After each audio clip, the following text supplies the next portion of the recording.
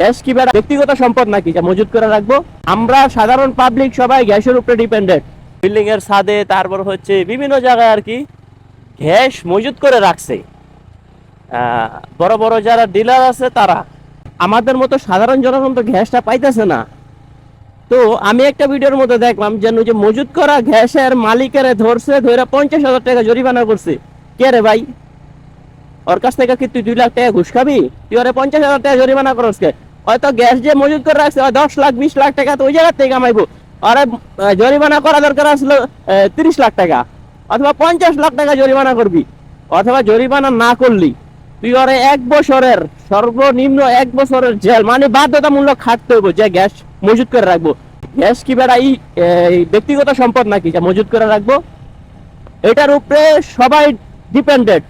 আমরা সাধারণ পাবলিক সবাই গ্যাসের উপরে ডিপেন্ডেন্ট।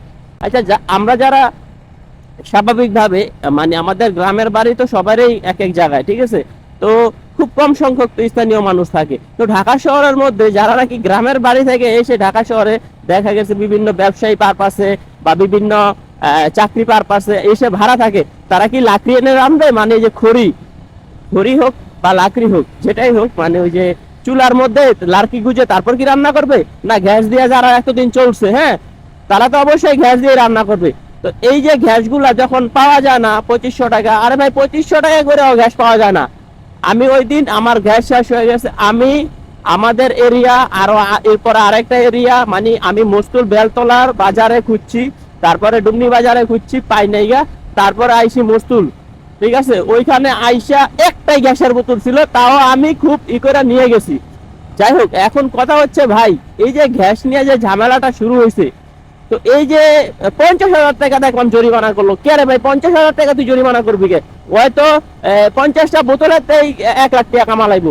তুই অরে ওই গ্যাসের মজুত করছে, মানি অরে তুই 10 লাখ টাকা জরিমানা কর, অথবা তুই অরে সর্বনিম্ন 1 বছরের জেল দে।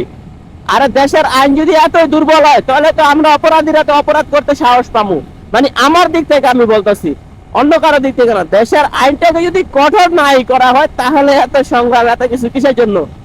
ভাই, দেশের মানুষ ঠিক মতন খাইয়া পড়িয়া বাঁচতে চায়। দেশের মানুষ লাখ লাখ টাকা চায় না। সরি, আজান দিতেছে। যাই হোক, কথাগুলো আমি নিজের পার্সোনাল ভাবে বললাম। আমার কথা যারা একমত আছেন তারা অবশ্যই একটা শেয়ার দিয়ে দিবেন, নয়তো এটা নিয়ে কথা না বললে হয় না। আমি দেখতেছি এত গ্যাসের মজুত কইরা ওরা সিন্ডিকেট করতেছে, ঝামেলা করতেছে। তো এটা কি আইন কি দেখতেছে না? মানে আমরা কোন দেশে বসবাস করি ভাই? এটা কোন দেশের সিস্টেম হতে পারে না। তোর কাছে আইন আছে, তুই আইনের সর্বোচ্চ প্রয়োগ কর, ঠিক না? 50,000 টাকা জরিমানা করে কে রে ভাই? তুই ওরে 10 লাখ টাকা জরিমানা কর, ওরে দেখে আরো 20 জন ভালো যাবো, গ্যাসের সিন্ডিকেট বাদ হয়ে যাবো বেটা।